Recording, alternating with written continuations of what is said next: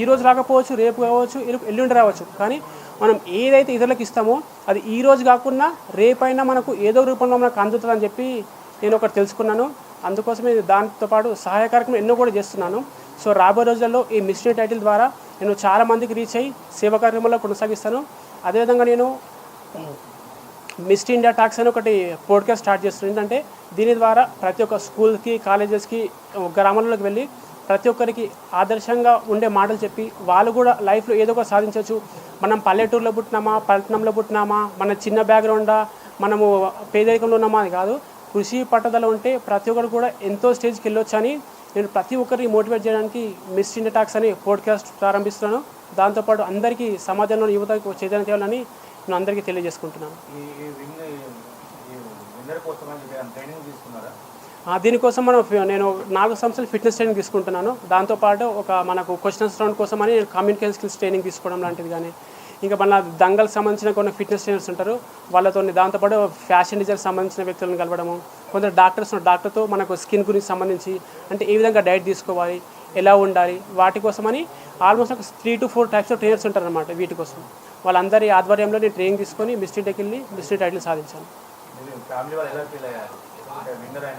మా ఫ్యామిలీ వాళ్ళు చాలా ఫీల్ అయ్యారు. అంటే మా అమ్మ నాన్న కోరిక సాధించడం అనేది. ఇప్పుడు వాళ్ళు లేరు, కానీ వాళ్ళు లేకున్నా కూడా ఈ టైటిల్ ఏదైతే మిస్ ఇండియా ఉందో ఇది మా అమ్మ నాన్నకి అంకితం ఇస్తుంది అనమాట. రీసెంట్గా ర్యాలీ జరిగింది. మా కుటుంబ సభ్యులు ఎంత సంతోషించారంటే, అసలు మా ఊర్లో కూడా ప్రతి ఒక్కరు ఎంత సంతోషించారంటే, ఎక్కడో మహబూబ్ నగర్ నుంచి శంషాబాద్ ఎయిర్పోర్ట్ కూడా చాలామంది డీసెంట్లో కట్టుకొని వచ్చారనమాట నా కోసం. నాకు అప్పుడే అనిపించింది. సో నేను ఇది కాదు, ఇంకా ఏదో ఉంది మనది, ఇప్పుడు సాధించాను, ఓకే దీనికంటే ఇంకా ముందుకెళ్ళాలి. ఒక యాక్టింగ్ లాగా కానీ ఒక గ్రేట్ యాక్టర్కి సమాజంలో ఇంకా గుర్తింపు తెచ్చుకొని సమాజానికి ఇంకా సేవ చేసి నా వల్ల ఎంతైతే సమాజానికి ఇచ్చిపోవడానికనే నేను వచ్చాను అనమాట.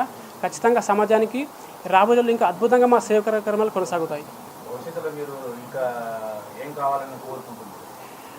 నాకు ఒక్కటే లైఫ్లో ఏంటంటే సమాజానికి ఏదో చేయాలి.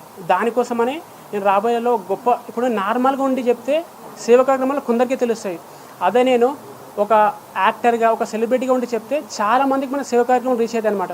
నేను ఇట్లా నేను ఒక సహాయం చేస్తున్న 10 మంది కంటే నేను సెలబ్రిటీ స్థానంలో ఉంటే 10 మంది కూడా ముందుకు వచ్చి ఓకే వీడియోలో చెప్తున్నాడు అని వాళ్ళు కూడా వచ్చి ముందుకు వచ్చి సహాయం చేస్తారనమాట. నా ఉద్దేశం ఏంటంటే ప్రతి ఒక్కరూ కూడా అంతంత సహాయం చేయాలి. సో ఆ సహాయ కార్యక్రమం ముందు నడిపించడానికే నేను ఒక సెలబ్రిటీగా అవుదామని, ఒక యాక్టింగ్ ఫీల్డ్ వెళ్దామని అనుకుంటున్నాను అనమాట. ఖచ్చితంగా ఇందులో ఛాన్స్ వస్తే ఖచ్చితంగా నేను యాక్టర్గా అయ్యి సమాజానికి నా వాళ్ళు ఎంతైతే అంత సహాయం చేస్తారని మనస్ఫూర్తిగా కోరుకుంటున్నాను. 3 lakhs ఉంటుంది.